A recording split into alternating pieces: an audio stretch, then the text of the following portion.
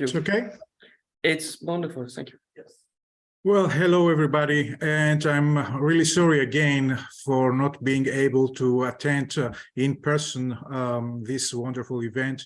I had to, unfortunately, to cancel at the very last time because of a terrible, very bad cold that I recently got. Anyway, here I am, and I am very happy to be able to share with you virtually this workshop. I will start my presentation with a short look at the title of the workshop that presents the lanes of approach to archaeological chronology, which are stratigraphic analysis, pottery seriation, radiocarbon dating.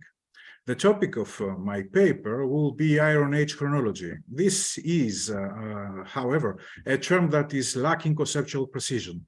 I will still use this term after shortly defining it as a value greater or partly equal to Aegean and Greek chronology. Why is that? Because simply Greek pottery has been widely used all over the Mediterranean for the correlation of regional chronological systems from Western to Central and Eastern Mediterranean. Before getting into details about the methods used in the construction of Greek Aegean chronology, let's take a short look of the lanes of approach that were established to this chronology that were established from the 30s to 60s of the previous century. Greek chronology was defined at that time exclusively by means of burial contexts. Its absolute chronology, the absolute chronology was determined also exclusively by means of historical evidence. This means that there were not any stratigraphic data at that time available, and of course there was not any AMS data. The Aegean early Iron Age was divided in two periods, large periods, the proto-geometric and geometric, each one of them further divided in three phases, early, middle, and late, following the well-established tripartite system that has been used all over the modern period for the study of modern history primarily, as well as for the world prehistory. Let's see now if we can recognize some fallacies in Greek absolute chronology. Let's start with the 12th century. This is the period when Late Bronze Age 3C pottery was produced all over the Aegean, showing an exceptional regionalism. A couple of inscriptions, of well-known inscriptions of Ramses III from Medinet Habu in Egypt and the so-called diplomatic library of Rapanu in Ugarit presented the evidence allegedly for the dating of the destruction of Ugarit and several other sites in the Eastern Mediterranean in the early 12th century, after having ascribed these events to an alleged invasion by the so-called Sith people. This destruction event, this invasion was taken as historical evidence for the dating of few sherds of late Bronze Age, early late Bronze Age 3C pottery that were found at Ugarit that presented so the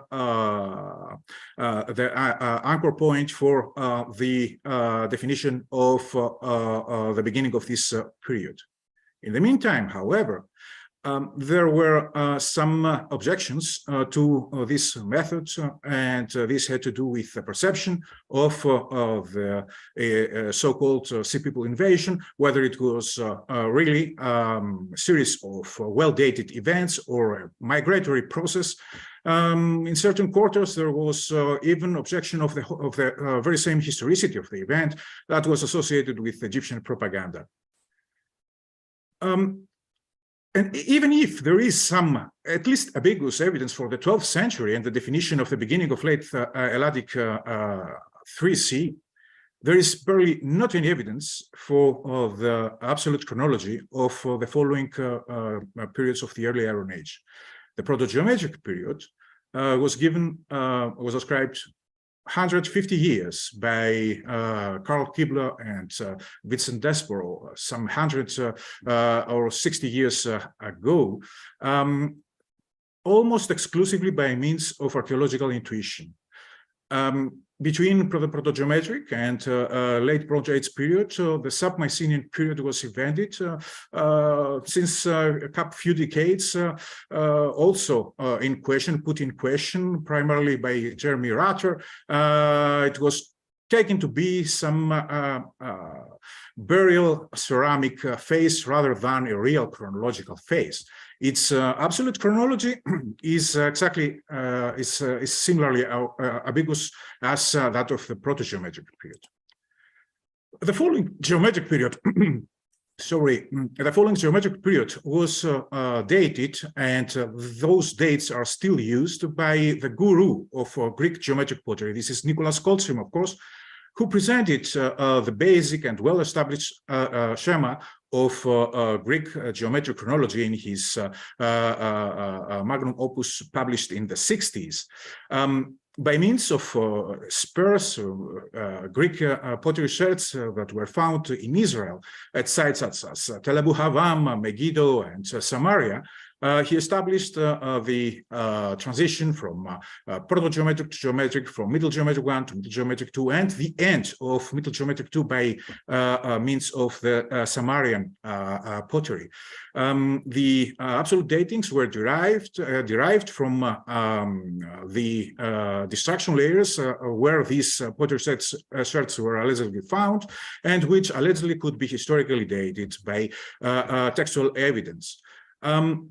In the meantime, it has become clear already in Near Eastern archaeology that these sherds, at least most of them, come from ambiguous contexts, and their historical dating is not straightforward. In the meantime, very few sherds were added to this corpus. You see here below some sherds from Megiddo, but they are barely helpful also for the purposes of absolute Greek chronology, since they present monochrome wall sherds from monochrome vases that can be dated any time in the early Iron Age, and rim sherd from a plate that is one of the less well dated shapes in the Greek geometric pottery sequence, and can be dated at any time from late proto-geometric to Middle Geometric 2. If you ask me, it looks more Middle Geometric 2, but this is not a matter of discussion now. We move forward to another anchor point used by Coldstream for the absolute chronology of the Greek pottery, the Greek geometric pottery. A few sherds from Hama that was destroyed at 720, presenting a terminus adjectivum for the dating of these sherds. The most valuable evidence from Israel regarding the Greek geometric pottery chronology comes definitely from Tel Rehov.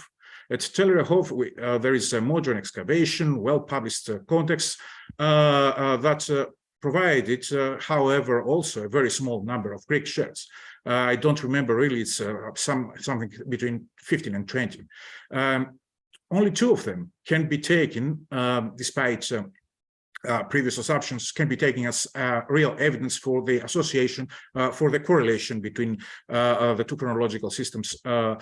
And these are these Pyxis and the Skiphos. Amihai Matar admitted in a previous publication, in a paper that he co-authored with Coldstream, who was actually enthusiastic because he thought that this, he wanted this few sherds to support his original chronological schema.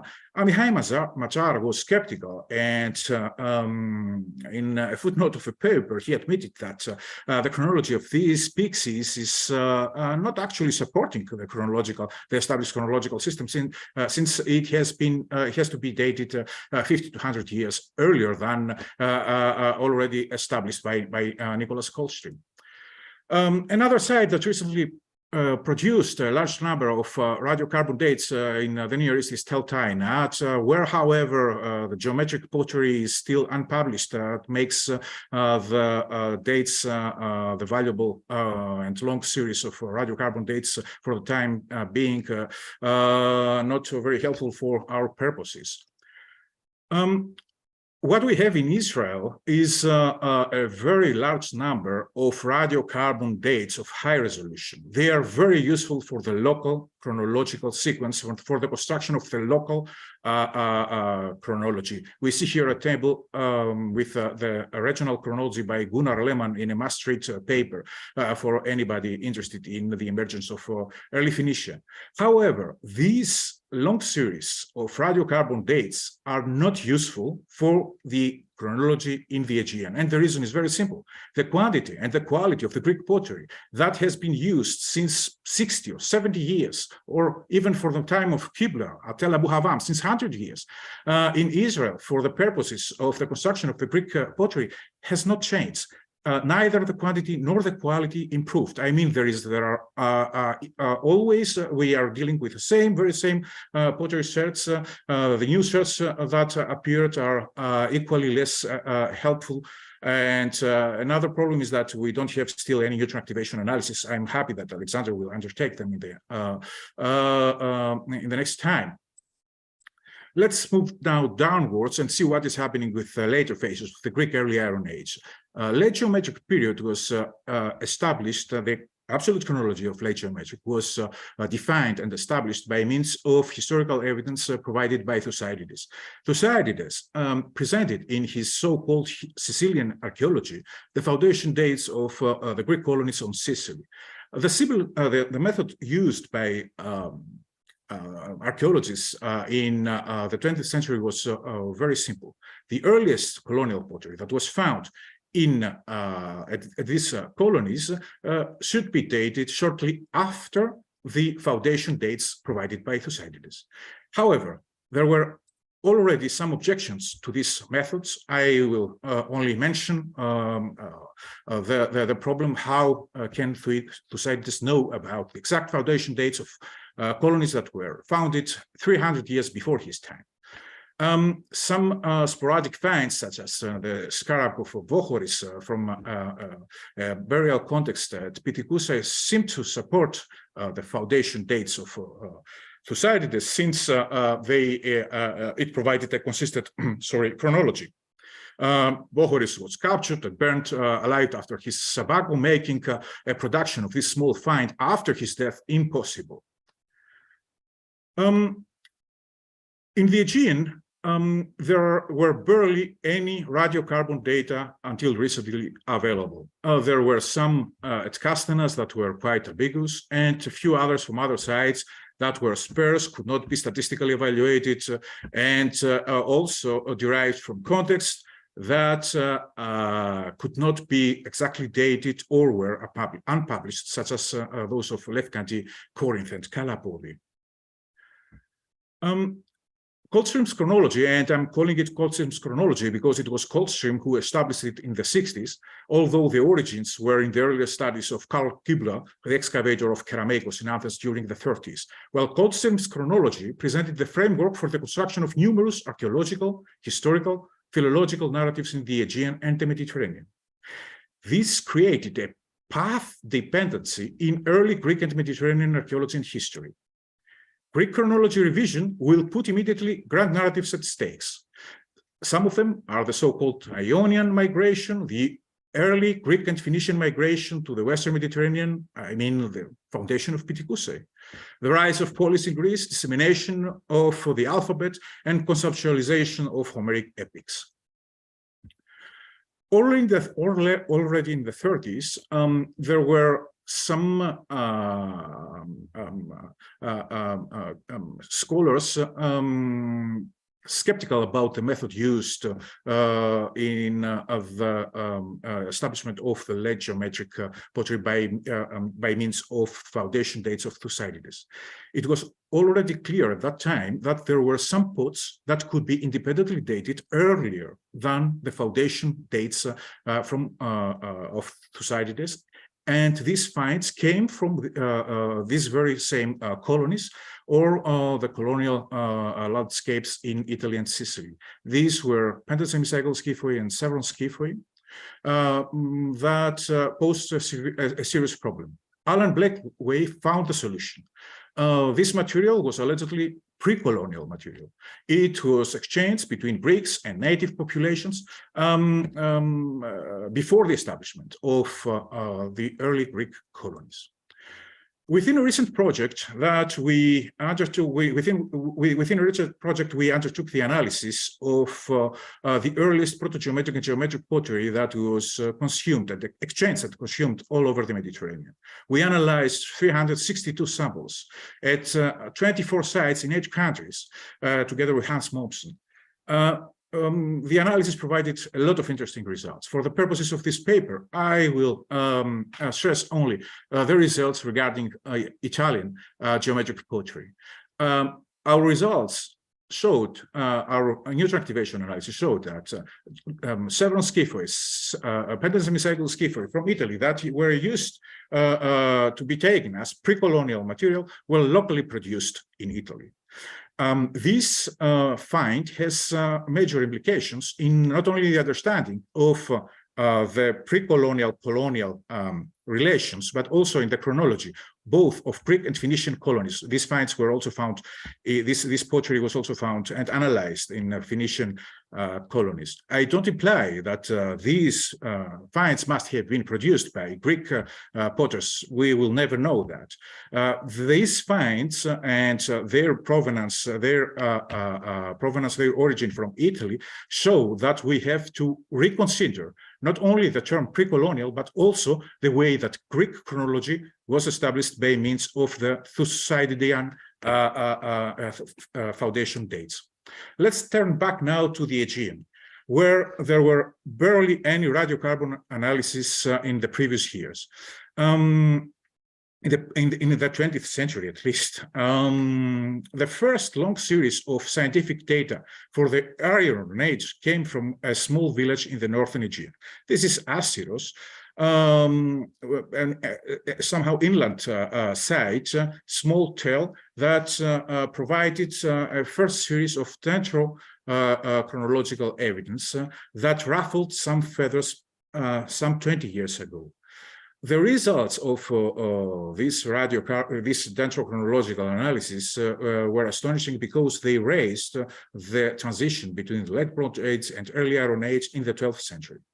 There were, for good reason, objections to these results at that time. Ken Wardle, the excavator of the site, who was accused of not having considered the old wood effect. Well, it is absolutely normal in tell settlements to reuse timber from one phase to the other. Nevertheless, Ken Wardle undertook a new series of analysis, this time radiocarbon analysis of numerous animal bones. The results supported his original suggestion about raising the transition between Late Bronze Age and early Iron Age in the 12th century. Nevertheless, his new results were not particularly considered in the following classical scholarship. They have rather been overlooked. In certain quarters, there were also some objections saying that perhaps there is something wrong with the stratigraphy of Asyros. For those working in the region and knowing the material culture of the region, both pottery seriations and the stratigraphic evidence presented in the preliminary reports that are already available show that there is not any problem, any such problems in the stratigraphy of Asyros. Similar indications about the need to revise the Greek chronology came at the same time from other sites, far away from Greece, at Carthage and Huelva. At Carthage, Royal Doctor presented several years ago few radiocarbon dates from contexts above the bedrock of the Phoenician colony that could be associated with a few late geometric pottery finds. Royal Doctor suggested at that time that late geometric, the beginning of late geometric at least, should be raised in the 19th century. Similar indications were also available from at Huelva. Huelva, however, provided not any good context. The material analyzed there came from alluvial deposits, but nevertheless, somehow it is an indication that requiring a reconsideration of the Greek chronology. More reliable evidence comes from Utica. Utica is a recent excavation, a fantastic new excavation I call it the counterpart of the Phoenician counterpart of Pithecusae. It provided a very large assemblage of Greek middle geometric pottery that we analyzed, providing exceptional results about its origin. The Spanish and Tunisian colleagues working there, Alfredo Medeiros Martin and José Luis Castro, already published some radiocarbon dates, and there are more pending. These data show clearly they come from very good context with abundant Greek chronology, with a large number of Greek pots, dated pottery. They show that Middle Geometric II, that used to be dated in the first half of the 8th century, should be raised to the late 10th century. And we move now to Greece. Sindos. Sindos is a tale somehow larger than Asyros, a lot larger than Asyros, but not very far away from that. Sindos provided the first long series of radiocarbon dates for the early Iron Age in the Aegean, while Asyros provided data for the transition from the Late Bronze Age to the early Iron Age. Sindos provided, thanks to its analytic stratigraphy, radiocarbon evidence for several phases of the geometric period and late proto-geometric. What is Sindos? Sindos provides the longest Iron Age stratigraphic sequence in the Aegean. It has a complete statistical analysis comprising thousands of ridge scherms and tens of thousands of wall shards from safe contexts. The ceramic material from Sindos was extensively analyzed with petrography and neutron activation analysis. Furthermore, Sindos provides some of the largest assemblages of non-local pottery that was ever recovered in the Aegean and found in a long stratigraphic sequence. Hundreds of Euboean shards, together with Attic, Corinthian, Thessalian, Ionian, late geometric pottery, were found in the stratigraphy of Sindos, allowing the correlation of regional Aegean pottery styles. Nevertheless, the relative chronological system at Sindos, the relative chronology of Sindos was not established by means of Euboean pottery, as is the case everywhere in the Mediterranean. In the case of Sindos, we are in the Aegean. We don't need Euboean pottery to have to construct our own chronology. I mean, the local pottery seriation is excellent and precise enough to allow a detailed chronological sequence. And this is what we achieved with statistical and typological analysis of local wares such as the K22, local geometric wares, monochrome wares, proto-geometric, geometric transport amphoras, and several other wares. 21 radiocarbon dates were obtained from animal bones deposited in 6 successive layers of a stratigraphic trench at Sindos, showing a consistency of stratigraphic, ceramic, and radiometric evidence. This is the trench where the material, the animal bones came from. You see this collapsed mud brick wall. This is destruction layer of late geometric 1A phase, a major destruction phase at Sindos. The bones from this phase were selected just below, and I am stressing this phase because this is a very important phase, late geometric 1A, dated by Coldstream in the mid-8th century and raised at Sindos and other sites in the 9th century. Well, our bones were collected on the floor of this site, of this phase, just below the collapsed wall. And you see here the sequence. Later data above, alter below, you see the sequence, you can compare the sequence, the stratigraphic sequence, and the sequence of the radiocarbon dates. And here are some nice graphs produced by Bernie. On the left, you can see the relation between radiocarbon dated phase and stratigraphic depth. And on the right, you see the wiggle matching method of Bernie, showing that late geometric 1A phase has to be dated in the 9th century. It's phase 7 at Sindos.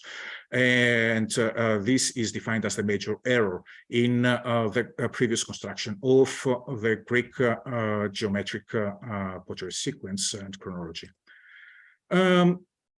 let's move now to the Eastern Mediterranean, where everything began. I mean, with the dating of the sparse geometric pottery evidence from Nicholas Coltrim in the 60s and earlier by Karl Kibler. There are two sites that provided large assemblages of Greek geometric pottery in the whole Eastern Mediterranean. This is Tyre, that yielded some 170 sherds, most of them unfortunately lost during the Lebanese civil war. There is, however, a recent excavation that has been taking place, has been going on in the last 20 years, directed by Claude de Messerhal, in the center of modern site, the ancient Phoenician metropolis of Sidon. This site provided some really interesting new assemblages of Greek geometric pottery. Among these pottery sherds, there are common pottery types such as pendant semicircle plates and skiphoi that are found a lot of sites in the are common in the Eastern Mediterranean, but also some anti-sizing types of pottery, and among them there is a sensational find. These major crater, the so-called Cesnola style, that is the second of its kind after the Curion crater, that is the highlight of the Metropolitan Museum in New York.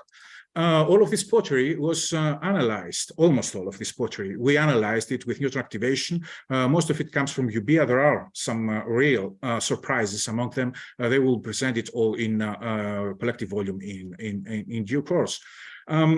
We also undertook some 40 radiocarbon analysis from well-dated contexts and levels at this Phoenician site at Sidon. You see on the left the graph of Bernie presenting the results of our radiometric analysis and showing clearly that phase D, that yielded early geometric pottery, falls in the second half of the 11th century. This data and together with Phoenician, Greek, Egyptian, and Cypriot pottery will be presented in the next days in a paper in PLOS ONE. Conclusion. Greek chronology can be more effectively pursued in the Aegean or in Mediterranean context with large assemblages of Greek pottery. I'm afraid this is not a self-evident conclusion, and this is why I'm stressing that. Syndos, Asyros, and Sidon provide the best evidence about Greek Iron Age chronology based on their long stratigraphies and well-documented contexts, statistically analyzed pottery sequences, extensive dendrochronological and radiocarbon data, and of course, require a radical revision of the Iron Age Greek chronology. It is this chronology, the established chronology of Coltrim, that you see on the left column, and the revised one raised by 100 to 150 years on the right column. Thank you so much.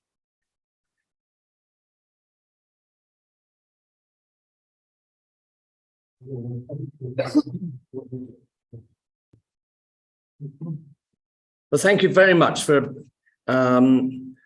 a paper which represents quite an upheaval in chronology in the early Iron Age. And it was very interesting to see on your last slide that you stress that sites with a good deal of Greek imports are essential to establishing a new chronological range, but particularly using the C14 dates, which I remember when the Asyros dates came out, they caused quite an upheaval, and clearly Syndos and Sidon are supporting much of what has been said. Anyway, with that, thank you very much, and I'll ask for questions.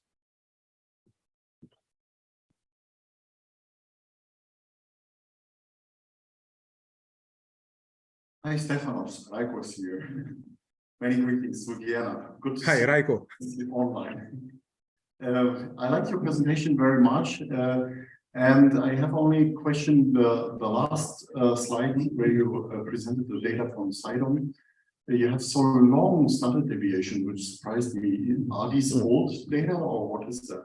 And if so, is it possible to date them anew? Raiko, I'm sorry, the audio is very bad. Can you repeat your question? Yeah, I'm asking just because of the standard deviation of Sidon, of the radiocarbon data from Sidon. Well, let me put it back. I think that your question can better be answered by Bernie. Is Bernie in the room? Yes, he is. Yes. Let me.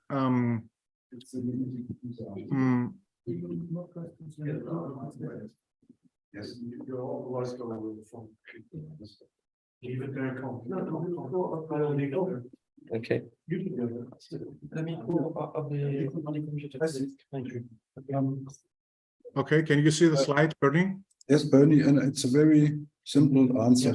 These are a few hours Gaussian Monte Carlo, and they are 95% reproducibility intervals. So there's no need to rework the results or remeasure the samples. They're just we have no steep region there. We have sort of the sequence of two quite small plateaus, and the dates get stuck into these plateaus, and that's why we get these results. And for me, there's no question at all. It's not you are used to a 95 at a 68% intervals. I've used 95% here. It's just the results. I remember these in calculations. They've got something like plus minus 10 or 15 years precision. These are quite nice results, and they are confirmed also. The radiocarbon results are confirmed by the younger and the older periods. This is just one selective graph. Okay, so I have no problem with these dates. Yeah, if Bernie doesn't have any problem, I don't have either. So.